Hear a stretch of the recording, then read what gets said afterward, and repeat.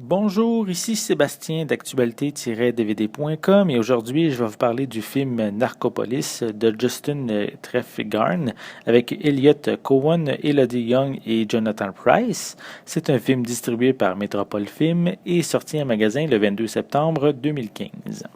Dans quelques années, la fabrication et la consommation de drogue a été légalisée.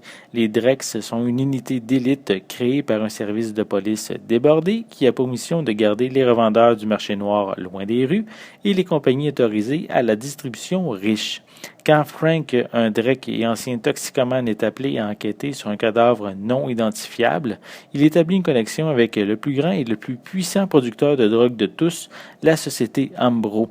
Mais la société a des amis haut placés et lorsque ses supérieurs corrompus se retournent contre lui, Frank se retrouve licencié et séparé des gens qu'il aime. La seule façon de blanchir son nom est de trouver l'identité du cadavre et sa connexion à Ambro. Mais même pas Frank n'est prêt pour ce que l'avenir lui réserve.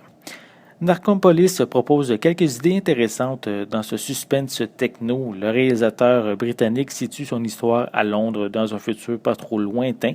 En fait, le prologue se passe en 2044 avec un couple style techno ninja qui veulent pirater un ordinateur central sans vraiment divulguer leur motivation.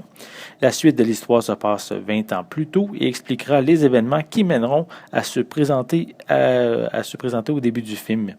L'univers est assez sombre et Frank, le personnage principal, a des ressemblances avec celui de Deckard dans Blade Runner, mais sans l'élégance d'Harrison Ford. Il doit affronter son patron contre la société Ambro, qui est responsable de la drogue légale, tout en essayant de maintenir un semblant de relation avec son ex-femme et son enfant. De plus, il doit traquer une femme mystérieuse qui possède des informations clés pour son enquête. Comme je l'ai dit un peu plus tôt, Narcopolis possède plusieurs bonnes idées de sujets à exploiter, mais en même temps, il souffre d'un manque de clarté. Par exemple, lors d'une scène, notre protagoniste est en plein milieu de l'action et immédiatement après, il est en train de discuter avec son garçon du livre La machine à remonter le temps de H.G. Wells.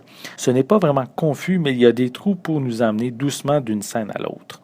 Concernant l'acteur Elliot Cowan, je l'ai trouvé très convaincant. Il propose une performance émotionnelle très intéressante et diversifiée. À propos d'Elodie Young, qui interprète une combattante de la liberté, je trouve qu'elle est sous-utilisée. Quelques scènes auraient pu être retirées à Elliot Cowan sans nuire à l'histoire pour laisser davantage de place à l'actrice.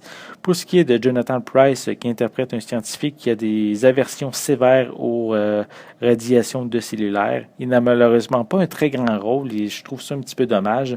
Son personnage est intriguant et j'aurais aimé en savoir davantage. Puisque ce n'est pas une copie DVD que j'ai visionnée, mais bien une copie de visionnement numérique en ligne offert par le distributeur, je ne peux pas vraiment donner les véritables spécifications de la copie physique. Par contre, selon les informations qu'on retrouve sur le site de Metropole Film, des pistes sonores en anglais et en français sont disponibles.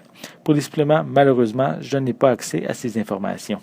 Narcopolis risque de diviser les spectateurs à cause de son côté sombre et son manque de clarté pour certains passages. Par contre, Elliot Cowan est convaincant et m'a permis de rester accroché jusqu'au dénouement très intéressant qui permet de fermer la boucle ouverte au début du film. C'était Sébastien, merci et bon visionnement.